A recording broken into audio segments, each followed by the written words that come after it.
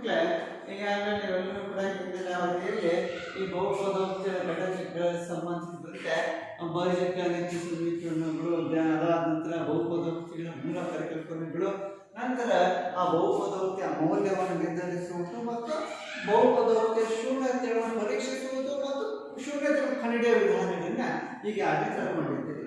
ಅದರೊಟ್ಟಿಗೆ ಇಂದಿನ ಎಲ್ಲ ತರಗತಿಗಳಲ್ಲೂ ಕೂಡ ಪೂರ್ಣಾಂಕಗಳನ್ನು ಆಧರಿಸಿದ ಮೂಲ ಕ್ರಿಯೆಗಳನ್ನೇ ಕಂಡುಹಿಡಿದು, ಹಾಗೆ ಬೀಜಗಣಿತಕ್ಕೆ ಬಂದಾಗ ಮೂಲ ಕ್ರಿಯೆಗಳನ್ನು ಕೂಡ ಈಗಾಗಲೇ ತಿಳ್ಕೊಂಡಿದ್ದೀರಿ. ಸಂಕಲನ, ವ್ಯವಕಲನ, ಗುಣಾಕಾರ, ಭಾಗಾಕಾರ. ಆ ನಿಟ್ಟಿನಲ್ಲಿ ಬಹುಪದೋಕ್ತಿಗಳ ಭಾಗಾಕಾರವನ್ನು ಹೇಗೆ ಮಾಡಬಹುದು? ಈಗ ನಾನು ಅನುಸರಿಸುತ್ತಿರುವ ಕ್ರಮ ದೀರ್ಘ ಭಾಗಾಕಾರ ಕ್ರಮ ಅಂತ ಹೇಳ್ತೇವೆ. ಇನ್ನು ಹಲವಾರು ವಿಧಾನಗಳಿದೆ, ಸಂಶ್ಲೇಷಿತ ವಿಧಾನ ಅಂತ ಹೇಳ್ತೇವೆ, ಬೇರೆ ಬೇರೆ ವಿಧಾನಗಳಿದೆ. ಆ ವಿಧಾನಗಳಿಂದ ಕೂಡ ಕಂಡುಹಿಡಿಯಬಹುದಾಗ್ತದೆ. ಆದರೆ ಇಲ್ಲಿ ವಿಧಾನದಲ್ಲಿ ದೀರ್ಘ ಭಾಗಾಕಾರ ಕ್ರಮದಲ್ಲಿ ಈಗ ನಾನು ಎರಡು ಬಹುಪದೋಕ್ತಿಗಳು ಕೊಟ್ಟಿದ್ದೇನೆ. ಮೊದಲನೇ ಬಹುಪದೋಕ್ತಿ p of x equals x plus 3x² minus 1, g of x equals x plus 1 ಅನ್ನೋಣ. ಹಾಗಿದ್ದಾಗ ನೀಡಿರುವಂತಹ ಬಹುಪದೋಕ್ತಿ p of x ಆದರ್ಶ ರೂಪದಲ್ಲಿ ಇದೆಯಾ? ಇಲ್ಲ. ಆದ್ದರಿಂದ ಆ ಬಹುಪದೋಕ್ತಿಯನ್ನ ಆದರ್ಶ ರೂಪಕ್ಕೆ ಬರ್ಕೊಳ್ಳೋಣ. ಹೇಗೆ ಬರ್ಕೊಳ್ತೀರಿ? ಇಳಿಕೆಯ ಕ್ರಮದಲ್ಲಿ ಬರ್ಕೊಳ್ಳಿ, ಅವರ ಘಾತ ಸೂಚ್ಯ ಅನುಸಾರವಾಗಿ. So p of x equals 3x² plus x minus 1, g of x equals x plus 1 ಅಂತ ಹೇಳ್ತೀವಿ. ಹೀಗೆ ಇಲ್ಲಿ p of x ಅನ್ನೋದು ಬಹುಪದೋಕ್ತಿ ಭಾಜ್ಯ ಆಗುತ್ತೆ, g of x ಅನ್ನೋದು ಏನಾಗಿದೆ?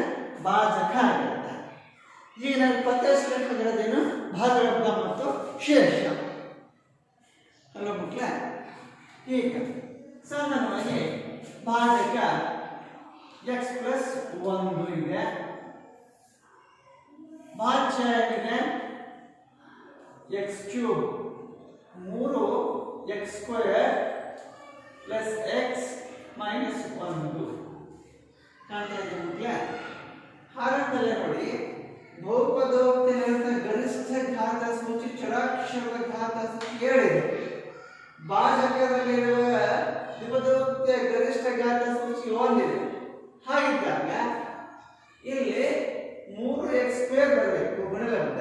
ಇಲ್ಲಿ ದ್ವಿಪದೋಕ್ತಿ x ಇದೆ, ಇದನ್ನು ಯಾವುದನ್ನ ಗುಣಿಸಿದ್ರೆ 3x² ಸಮ ಆಗ್ತದೆ. ಇನ್ನು ಒಂದು ವಿಧಾನಕ್ಕೆ ಬರೋಣ. ಭಾಜ್ಯದಲ್ಲಿ ಮೊದಲನೇ ಪದ 3x² ಇದೆ, ಭಾಜಕದಲ್ಲಿ ದ್ವಿಪದೋಕ್ತಿಯ ಮೊದಲನೇ ಚರಾಕ್ಷರ x ಇದೆ. x ನಿಂದ 3x² ಭಾಗಿಸಿ ಬರುವಂತಹ ಭಾಗಲಬ್ಧ 3x. ಹಾಗಾಗಿ ಅರ್ಥ ಹೇಳ್ತಾ ಇದೆ, 3x ನಿಂದ ಭಾಜಕವನ್ನು ಗುಣಿಸಿದ್ರೆ ಬರುವಂತಹ ಗುಣಲಬ್ಧ ಏನು ಬರುತ್ತೆ ನೋಡಿ? 3x² ಪ್ಲಸ್ 3x ಅಂತ ಹೇಳ್ತಾರೆ. ಕಾಣ್ತಾ ಇದೆ ಮಕ್ಕಳೇ? ಹಾಗಿದ್ದಾಗ ಕಳೆಯುವಾಗ ಶೋಧನೀಯದ ಚಿಹ್ನೆ ಅದರಲ್ಲೂ ಬದಲಾಗುತ್ತೆ, ಪ್ಲಸ್ ಇರೋದು ಮೈನಸ್ ಆಗ್ತದೆ. ಹಾಗಾದ್ರೆ ಮೇಲ್ಭಾಗ ಹೇಳ್ತೀವಿ ಶೋಧಕ, ಇದು ಶೋಧನೀಯ ಕೆಳಭಾಗ. ವಿರುದ್ಧ ಚಿಹ್ನೆಗಳು ಕ್ಯಾನ್ಸಲ್ ಆಗುತ್ತೆ. ಈಗ ಪ್ಲಸ್ ಎಕ್ಸ್ ಇಲ್ಲ ಆವರಣದ ಒಳಗಿರೋ ಚಿಹ್ನೆಗಳನ್ನು ಪರಿಗಣಿಸಿ ವ್ಯವಕಲನ ಮಾಡಬೇಕು. ಹಾಗಿದ್ದಾಗ ಮೈನಸ್ 3x ಪ್ಲಸ್ ಎಕ್ಸ್ ಅಂತ ಬರುವಂತಹ ಉತ್ತರ ಮೈನಸ್ 2x. ಒಂದನ್ನು ಕೆಳಗಿಳಿಸ್ಕೊಳ್ಳಿ, ಮೈನಸ್ 1 ಅಲ್ವಾ ಮಕ್ಕಳೇ? ಈಗ ನೋಡಿ, ಈಗ ಇಲ್ಲಿ ಬೀಜಪದ ಮೈನಸ್ 2x ಇದೆ, ಭಾಜಕದ ಮೊದಲನೇ ಪದ x ಇದೆ, x ಕ್ಯಾನ್ಸಲ್ ಆಗುತ್ತೆ ಅಂಶ ಛೇದದಲ್ಲಿ, ಉಳಿದೆಷ್ಟು ಮೈನಸ್ 2. ಇದರಿಂದ ಗುಣಿಸಿದ್ರೆ ಉತ್ತರ ಅಷ್ಟೇ ಬರ್ತದೆ. ಆದರೆ ಇನ್ನೊಂದು ವಿಧಾನದಲ್ಲಿ ಇಲ್ಲಿ ಗುಣಲಬ್ಧ ಮೈನಸ್ 2x ಬರಬೇಕಾದ್ರೆ ಭಾಜಕವನ್ನು ಎಷ್ಟರಿಂದ ಗುಣಿಸ್ಬೇಕು? ಮೈನಸ್ 2 ಅಲ್ವಾ ಮಕ್ಕಳೇ? ಮೈನಸ್ 2 ತಗೊಂಡ್ರೆ plus into minus minus 2x, plus into minus minus 2 ಅಲ್ವಾ? ಈಗ ನೋಡಿ ಇದ್ರ ಚಿಹ್ನೆಗಳನ್ನ ಅದರ ಬದಲಾಗಿ ಅಲ್ವಾ. ಹೀಗೆ ನೋಡಿ, ವಿರುದ್ಧ ಕ್ರಿಯೆ ಇದೆ, ವಿರುದ್ಧ ಚಿಹ್ನೆಗಳಿದ್ದಾಗ ರದ್ದಾಗುತ್ತೆ. ಆವರಣದಲ್ಲಿರೋ ಚಿಹ್ನೆಗಳು ನೋಡಿ ಪ್ಲಸ್ ಮೈನಸ್ ಇದೆ. ಪ್ಲಸ್ ಮೈನಸ್ ಇದ್ದಾಗ ಪ್ಲಸ್ ಎರಡರಲ್ಲಿ ಒಂದನ್ನು ಕಳೆದ್ರೆ ಬರುವಂತಹ ಉತ್ತರ ಒಂದು ಪೂರ್ಣ ಸಂಖ್ಯೆ ಆಗಿದೆ, ಪೂರ್ಣಾಂಕ ಪ್ಲಸ್ ಒಂದನ್ನ ಶೇಷ ಅಂತ ಕರೀತೇವೆ. ಇದನ್ನ ಮೇಲ್ಭಾಗದಲ್ಲಿರುವಂತದ್ದನ್ನ ಭಾಗಲಬ್ಧ ಅಂತ ಕರೀತಾರೆ. ಸಾಮಾನ್ಯವಾಗಿ ಭಾಗಲಬ್ಧವನ್ನು q ಆಫ್ x ಅಂತ ಸೂಚಿಸ್ತೇವೆ. ಹಾಗಾದ್ರೆ ಭಾಗಲಬ್ಧ ಏನಿದೆ 3x ಮೈನಸ್ 2. ಹಾಗಿದ್ರೆ ಉಳಿದ ಇನ್ನೊಂದು ಭಾಗ ಯಾವುದು? ಶೇಷ. ಹಾಗಿದ್ದಾಗ ಶೇಷವನ್ನ ಆರ್ ಆಫ್ ಎಕ್ಸ್ ಅಂತ ಸೂಚಿಸ್ತೇವೆ. ಶೇಷ ಏನಿದೆ 1. ಸಾಮಾನ್ಯವಾಗಿ ಪರೀಕ್ಷೆಯಲ್ಲಿ 2 ಅಂಕದಲ್ಲಿ ನಿರೀಕ್ಷೆ ಮಾಡುವಂತ ಒಂದು ಪ್ರಶ್ನೆ. ಭಾಗಲಬ್ಧ ಮತ್ತು ಶೇಷವನ್ನು ಬರೆಯಿರಿ, ಗುರುತಿಸಿ ಅಂತ ಕರೀತಾರೆ. ಇದೊಂದು ಸರಳವಾದ ಸಮಸ್ಯೆ ಹೇಳ್ತೇನೆ. ಒಟ್ಟಿಗೆ ನಿಮಗೆ ಪಿ ಆಫ್ ಎಕ್ಸ್ ಅಂದ್ರೆ ಭಾಜ್ಯ, ಜಿ ಆಫ್ ಎಕ್ಸ್ ಅಂದ್ರೆ ಭಾಜಕ, ಭಾಗಲಬ್ಧ ಅಂದ್ರೆ ಕ್ಯೂ ಆಫ್ ಎಕ್ಸ್, ಶೇಷ ಅಂದ್ರೆ ಆರ್ ಆಫ್ ಎಕ್ಸ್ ಅಂತೀರಿ. ನೀವು ವಾಸ್ತವ ಸಂಖ್ಯೆಗಳಲ್ಲಿ ಆಗ್ಬಹುದು ಅಥವಾ ಹಿಂದಿನ ತಿಳಿದ ಭಾಗಾಕಾರ ಕ್ರಮದಲ್ಲಿ ಆಗ್ಬಹುದು. ಭಾಗಾಕಾರದ ಅಲ್ಗಾರಿದಮ್ ಪ್ರಕಾರ ಒಂದು ಈ ಭಾಜ್ಯ, ಭಾಜಕ, ಭಾಗಲಬ್ಧ ಮತ್ತು ಶೇಷಗಳ ನಡುವಿನ ಸಂಬಂಧವನ್ನು ಹೇಳ್ತೇವೆ. ದಟ್ ಈಸ್ ಭಾಜ್ಯ ಇಸ್ ಈಕ್ವಲ್ ಟು ಭಾಜ್ಯ is equal to ಭಾಜಕ ಇಂಟು ಭಾಗಲಬ್ಧ ಅಥವಾ ಭಾಗಲಬ್ಧ ಇಂಟು ಭಾಜಕ. ನೀವು ಯಾವ್ದಾದ್ರು ತಗೊಳ್ಳಿ, ಸರಿನಾ? ಪ್ಲಸ್ ಶೇಷ. ಇದನ್ನ ಸಾಂಕೇತಿಕ ಭಾಷೆಯಲ್ಲಿ ಈ ರೀತಿ ಹೇಳ್ತೇವೆ. P of x equals q of x into g of x plus r of x ಅಂತ ಹೇಳ್ತೇವೆ. p of x equals q of x plus into g of x plus r of x ಅಂತ ಸೂಚಿಸ್ತೇವೆ. ಇದನ್ನ ಇವು ನಡುವಿನ ಸಂಬಂಧವನ್ನು ಹೇಳ್ತೇವೆ. ಹೌದು, ಹಾಗಾದ್ರೆ ನಮಗೆ ಬಂದಿರುವಂತಹ ಭಾಗಲಬ್ಧ ಮತ್ತು ಶೇಷ ಸರಿಯಾಗಿ ಇದೆಯೇ ಇರುವಂತೆ ನಾವು ಪರೀಕ್ಷಿಸಬೇಕಲ್ವೇ? ಹಾಗಾದ್ರೆ ತಾಳೆ ನೋಡುವ ಕ್ರಮ ಹೇಗೆ? ತಾಳೆ ನೋಡುವ ಕ್ರಮ ಅಂದಾಗ ಮಕ್ಕಳೇ ನೀವು ರಿಲೇಷನ್ಸ್ ಬರೆದ್ರೆ ಇಲ್ಲಿ ಏನಂತ ಬರೆದಿರಿ? P of x equals q of x into g of x plus r of x ಅಂತ ಹೇಳಿದ್ರಿ ಅಲ್ವಾ? ಅದನ್ನೇ ತಗೊಳ್ಳಿ. P of x equals q of x into g of x plus r of x ಅಲ್ವಾ? ಹೀಗೆ ನೋಡಿ, ಪಿ ಆಫ್ ಎಕ್ಸ್ ಏನಿದೆ 3x² plus X minus 1. ಹಾಗಿದ್ದಾಗ ಕ್ಯೂ ಆಫ್ ಎಕ್ಸ್ ಭಾಗಲಬ್ಧ ಎಷ್ಟಿದೆ? 3x minus 2.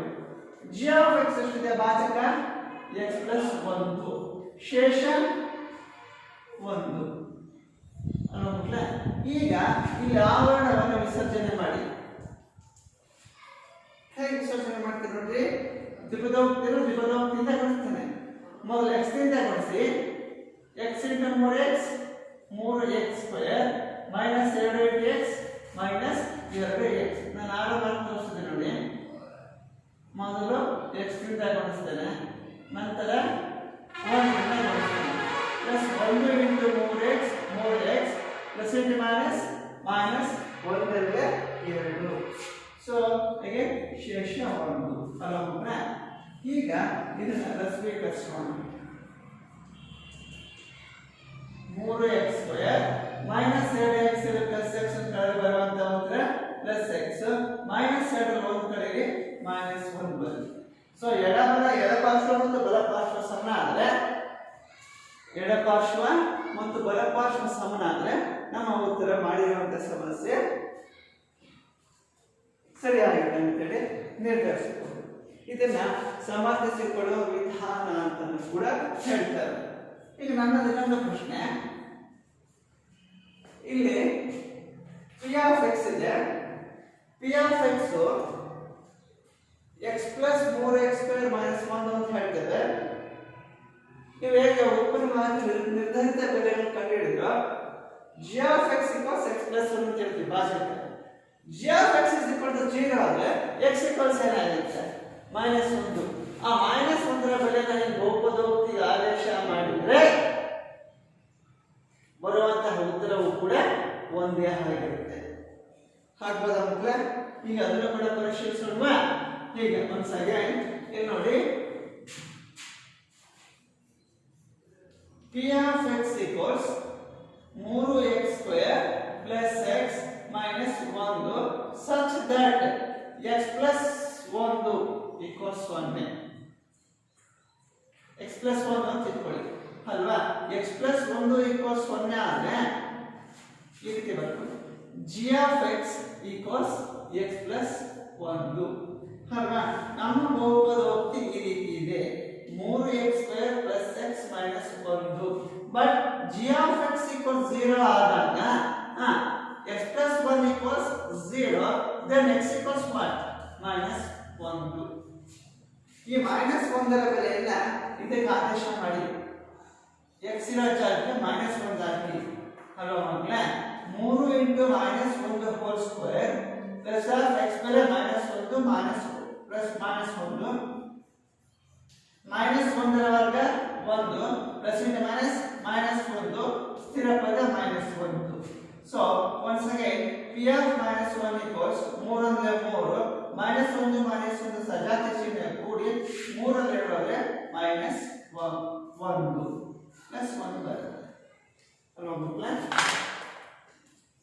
ಅರ್ಥ ಆಗಿಲ್ವಾ? ಒಂದು ಎರಡನೇ ಬಿಡೋಣ. ಈಗ ಮೂರನೇ ಅಂತ ನಾವು ಹೇಳಿದ್ದು ಈ ಒಂದು ಬಹುಪದೋಕ್ತಿಗೆ ನಿರ್ಧರಿತ ಮೌಲ್ಯ -1 ಆದೇಶ ಮಾಡಿದಾಗ ಅದರ ಬೆಲೆ 1 ಬರುತ್ತೆ.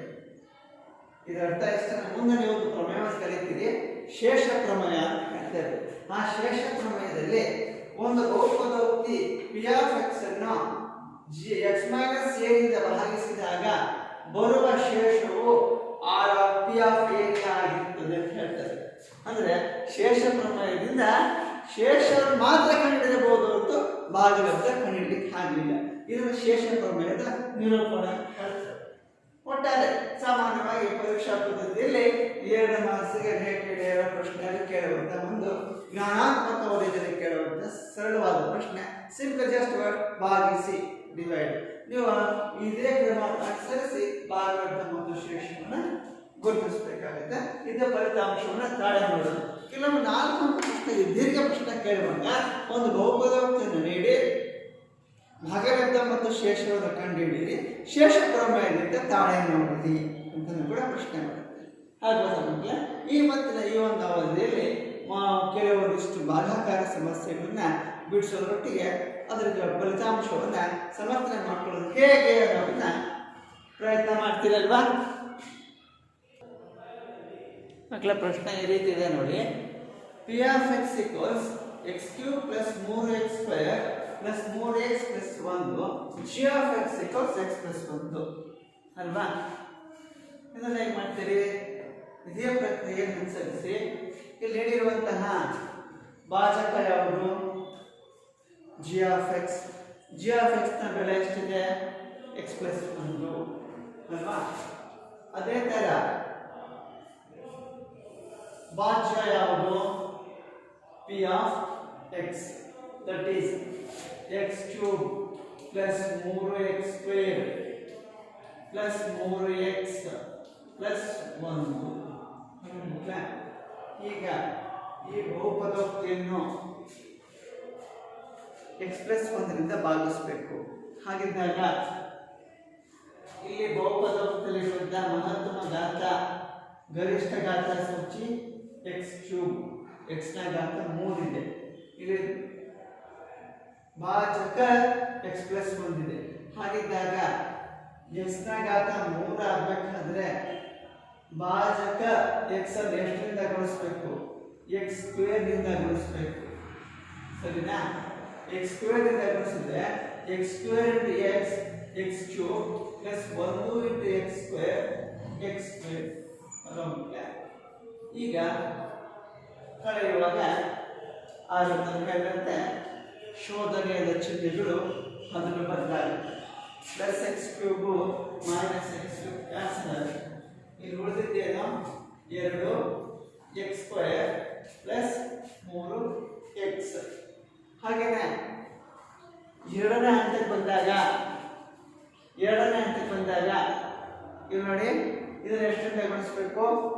ಇಲ್ಲಿ ಇದನ್ನ ಭಾಜ್ಯ ಅಂತ ಪರಿಗಣಿಸಿದಾಗ ಇಲ್ಲಿ 2 ಎಕ್ಸ್ ಸ್ಕ್ವೇರ್ ಇದೆ, ಇಲ್ಲಿ ಏನಿದೆ ಭಾಜ್ಯದ ಚರಾಕ್ಷರ ಎಕ್ಸ್ ಇದೆ, ಛೇದದಲ್ಲಿರುವ ಎಕ್ಸ್ ಅಂಶದಲ್ಲಿರುವ ಎಕ್ಸ್ ಸ್ಕ್ವೇರ್ 1 ಎಕ್ಸ್ ಕ್ಯಾನ್ಸಲ್ ಆಗುತ್ತೆ.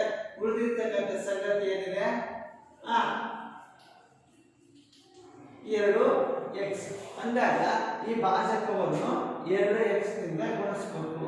2 X into X 2 x square plus 1 ರಿಂದ ಗುಣಿಸಿ 2 ಎಕ್ಸ್. ಕಳೆಯುವಾಗ ಚಿಹ್ನೆಗಳು ಅದರ ಬದಲಾಗುತ್ತೆ. ವಿರುದ್ಧ ಚಿಹ್ನೆಗಳಿದ್ದಾಗ ದತ್ತ ಬೀಜೋಕ್ತಿಗಳು ಕ್ಯಾನ್ಸಲ್ ಆಗ್ತದೆ. ಆಗ ಇಲ್ಲಿ ಉಳಿಯುವಂತ ಮತ್ತೊಂದು ಪದ ಏನ್ ಕಳೆದಾಗ 3x 2x ಕಳೆದ್ರೆ ಬರುವಂತಹ ಉತ್ತರ x. ಹಾಗೆ ಮೂರನೇ ಪದ 4ನೇ ಪದ 1 ಇಳಿಸ್ಕೊಳ್ಳಿ ಅಲ್ವಾ ಮಕ್ಕಳೇ. ಕಾಣ್ತಾ ಇದೆಯಲ್ವಾ. ಈಗ ಭಾಜಕ ಮತ್ತು ಭಾಜ್ಯ ಸಮನಾಗೇ ಇದೆ. ಭಾಜಕ ಮತ್ತು ಭಾಜ್ಯ ಸಮನಾಗೇ ಇದೆ ಅಂತ ಅದರ ಅನಂತತೆ ಗುಣಿಸಿ ಗುಣಾಕಾರದ ಫಲಿತಾಂಶ ಎಷ್ಟು 1. ಹಾಗಿದ್ದಾಗ 1 ರಿಂದ ಗುಣಿಸಿದರೆ ಬರುತ್ತೆ x ಪ್ಲಸ್ 1 ಬರುತ್ತೆ. ಇಲ್ಲಿ ವಿರುದ್ಧ ಚಿಹ್ನೆಗಳನ್ನು ಪರಿಗಣಿಸಿ ಆಗ ಇವೆರಡು ಕೂಡ ಕ್ಯಾನ್ಸಲ್ ಆಗ್ತದೆ. x ಕ್ಯಾನ್ಸಲ್ ಆಯ್ತು, 1 ಹೋದ್ರೆ 0. ಹಾಗಿದ್ದಾಗ ಇಲ್ಲಿ ಭಾಗಲಬ್ಧ ಏನು ಬರುತ್ತೆ. ಸಾಮಾನ್ಯವಾಗಿ ಭಾಗಲಬ್ಧವನ್ನು q ಆಫ್ x ನಿಂದ ಸೂಚಿಸುತ್ತೇವೆ. ಸೊ ಭಾಗಲಬ್ಧ that is q of x equals x square plus 2x plus 1. ಅದೇ ತರನಾಗಿ ಶೇಷ ಎಷ್ಟಿದೆ, ಶೇಷವನ್ನು ನಾವು ಸೂಚಿಸುತ್ತೇವೆ r ಆಫ್ x. ಶೇಷ ಎಷ್ಟಿದೆ 0 ಅಲ್ವಾ ಮಕ್ಕಳೇ. ಕಾಣಿಸ್ತಾ ಇದೆಯಾ. ಈಗ ನನ್ನ ಪ್ರಶ್ನೆ ಮತ್ತೊಂದು. ಪರೀಕ್ಷೆಗಳಲ್ಲಿ ನಾವು ನಿರೀಕ್ಷಣೆ ಮಾಡುವಂಥದ್ದು ಇಷ್ಟೇ ಉತ್ತರ. ಸಾಮಾನ್ಯವಾಗಿ 2 ಅಥವಾ 3 ಗರಿಷ್ಠ ಘಾತ ಸೂಚನೆಯೊಂದಿಗೆ ಬಹುಪದೋಕ್ತಿನ ಕೇಳುವಂತಹ ವಾಡಿಕೆ ಹೆಚ್ಚಿದೆ. ಈ ಪ್ರಕಾರ ಮಾಡಿದಾಗ 2 ಅಂಕ ಪೂರ್ಣಾಂಕ ದೊರೆಯುತ್ತದೆ. ಈಗ ನೀವು ಫಲಿತಾಂಶ ಸಮರ್ಥನೆ ಮಾಡ್ಕೊಳ್ಬೇಕಂದ್ರೆ ನಮ್ಮ ಬಹುಪದೋಕ್ತಿ ಏನಿದೆ p ಆಫ್ x ನೀಡಿದ್ದೇವೆ, g ಆಫ್ x ಕೊಟ್ಟಿದ್ದೇವೆ. g ಆಫ್ x ಅಂದಾಗ x ಪ್ಲಸ್ 1 ಇದೆ. ಸೊ x ಪ್ಲಸ್ 1 ಅಂದಾಗ ಅದರ ಶೂನ್ಯತೆ ಏನಾಗಿದೆ -1 ಆಗಿದೆ. ಯಾವಾಗ g ಆಫ್ x 0 ಆದಾಗ g ಆಫ್ x 0 ಆದಾಗ x ನ ಬೆಲೆ -1. ಆ ಬಹುಪದೋಕ್ತಿಯ ಶೂನ್ಯತೆಯನ್ನು ದತ್ತ ಬಹುಪದೋಕ್ತಿಗೆ ಆಲಕ್ಷ್ಯ ಮಾಡಿದಾಗ ಬರುವಂತಹ ಶೇಷ 0 ಆಗಿರಬೇಕು. ಹಾಗಾದ್ರೆ ಪರೀಕ್ಷಿಸೋಣ. ಈಗ ನೋಡಿ ನೀಡಿರುವಂತಹ ಬಹುಪದೋಕ್ತಿ ಈ ರೀತಿ ಇದೆ. x³ plus 3x square plus 3x plus 1. ಹಾಗಿದ್ದಾಗ g ಆಫ್ x ಏನು ಕೊಟ್ಟಿದ್ದೇವೆ x plus 1. So g of x 0 ಆದಾಗ x ಪ್ಲಸ್ 1 0 ಆದ್ರೆ x -1. ಹಾಗಾದ್ರೆ -1 ಏನು ಹೇಳುತ್ತೆ ಶೂನ್ಯತೆ. ಯಾವುದು ದತ್ತ ಬಹುಪದೋಕ್ತಿ ಶೂನ್ಯತೆಯನ್ನು ಗುಣಿಸುತ್ತೆ. ಹಾಗಿದ್ದಾಗ ಇಲ್ಲಿ x ಗೆ ನಿರ್ಧರಿತ ಮೂಲ್ಯ -1 ಅನ್ನು ಬಹುಪದೋಕ್ತಿಗೆ ಆದೇಶ ಮಾಡಿ ಅಲ್ವಾ ಮಕ್ಕಳೇ. ಸೊ ಹಾಗಿದ್ದಾಗ ಇಲ್ಲಿ ನೋಡಿ -1 ರಗನೆ -1 3 ಬಾರಿ ಗುಣಿಸಿ -1 into -1 into -1 -1 into plus plus into -1 ಹೇಗೆ ಪ್ಲಸ್ 3 ಇಂಟು -1 ವರ್ಗ 1 ಹೇಗೆ ಪ್ಲಸ್ ಇಂಟು ಮೈನಸ್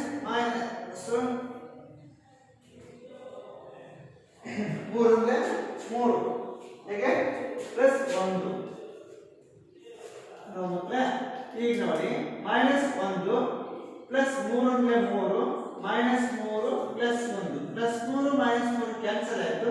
ಹೇಗೆ ಪ್ಲಸ್ 1 -1 ಕ್ಯಾನ್ಸಲ್ ಹಾಗಾದ್ರೆ ಪಿ ಆಫ್ ಮೈನಸ್ 1 ರ ಬೆಲೆ ಎಷ್ಟಾಯಿತು?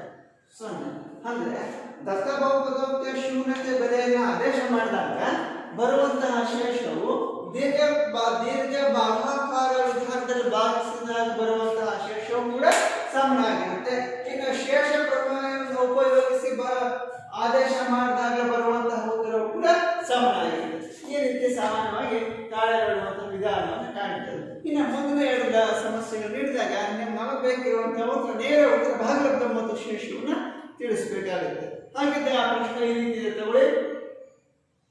P of x equals 3x to the power of 4 minus 4x cube minus 3x minus 1. ಅದೇ ತರನಾಗಿ g of x equals x minus 1. ಪ್ರಯತ್ನ ಮಾಡಿ.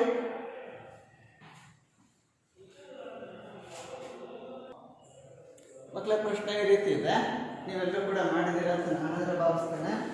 ಸೊ ಆ ನಿಟ್ಟಿನಲ್ಲಿ ಇಲ್ಲಿ ನೇರವಾಗಿ ಉತ್ತರಿಸೋಣ. ಭಾಜಕ ಯಾವುದು? x minus 1. ಭಾಜಕ x minus 1 ಆದಾಗ ಬಹುಪದೋಕ್ತಿ ಯಾವುದು?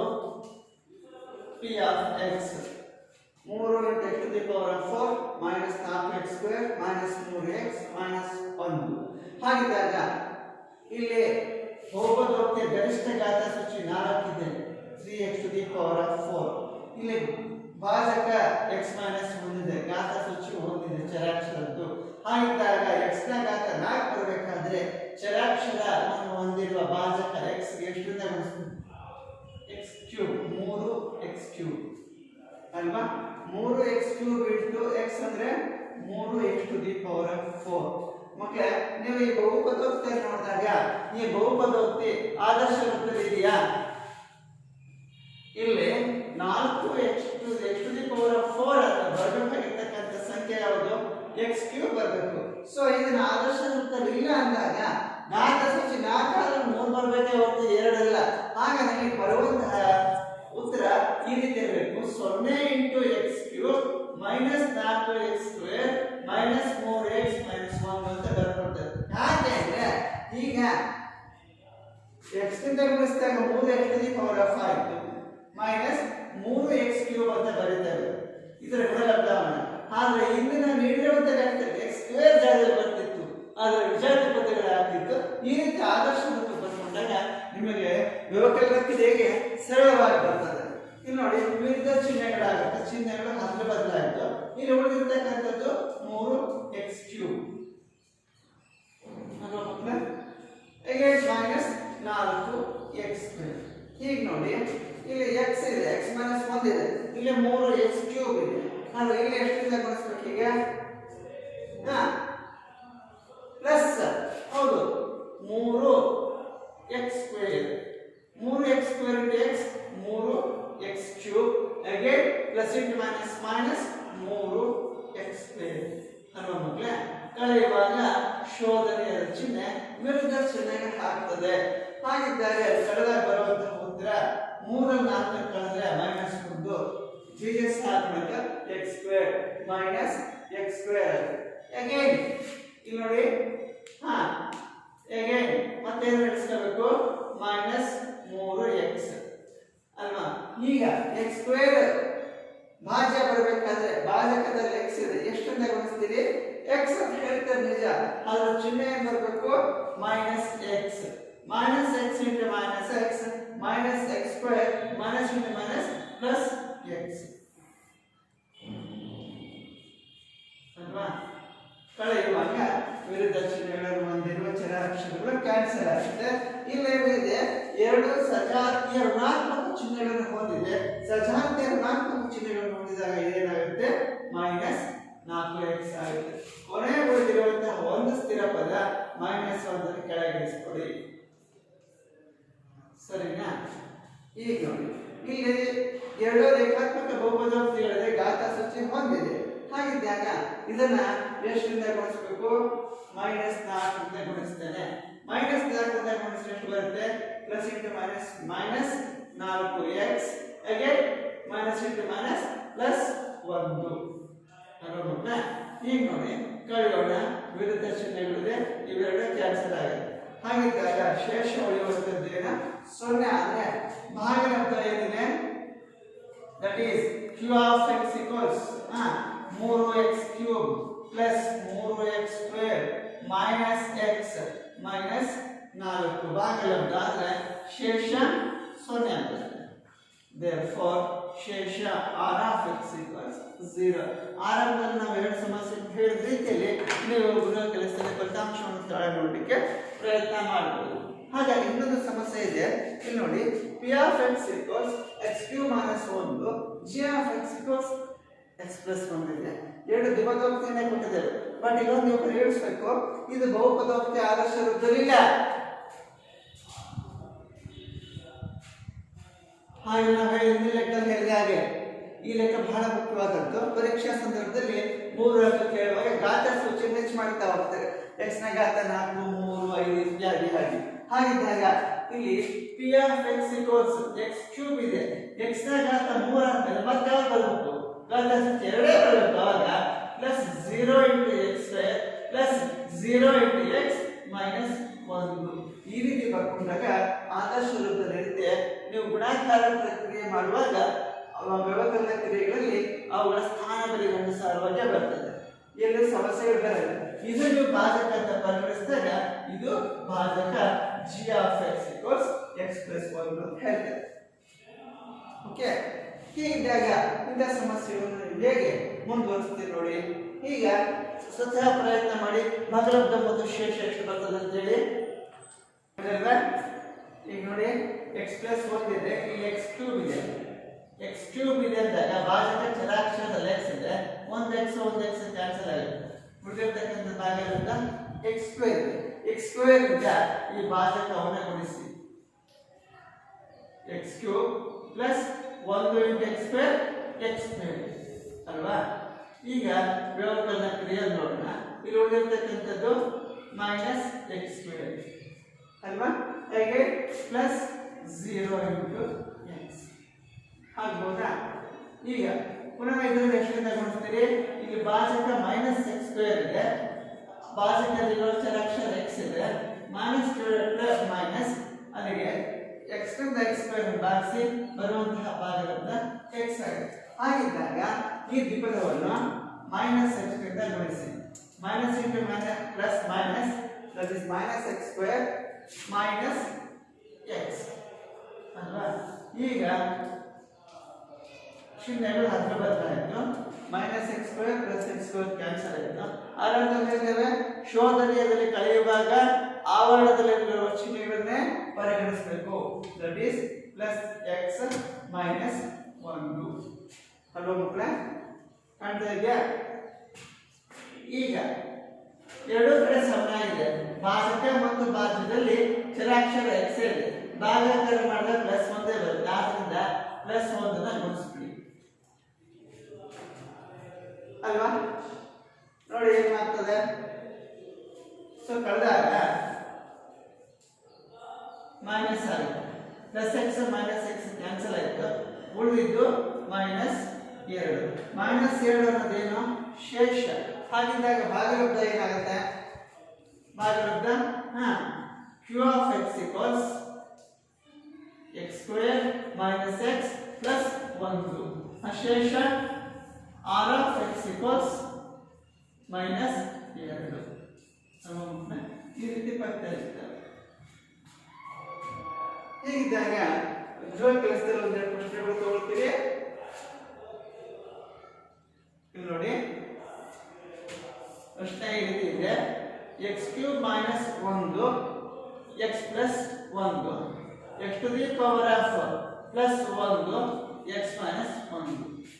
ಇವೆರಡನ್ನು ಮಾಡ್ತಿರಲ್ಲ ಮಕ್ಕಳೇ ಗೃಹ ಕೆಲಸದಲ್ಲಿ. ಇನ್ನು ಅಭ್ಯಾಸದಲ್ಲಿ ಸಾಕಷ್ಟು ಸಮಸ್ಯೆಗಳಿದೆ, ಅವುಗಳನ್ನ ಉತ್ತರಿಸಲಿಕ್ಕೆ ಪ್ರಯತ್ನ ಮಾಡಿ.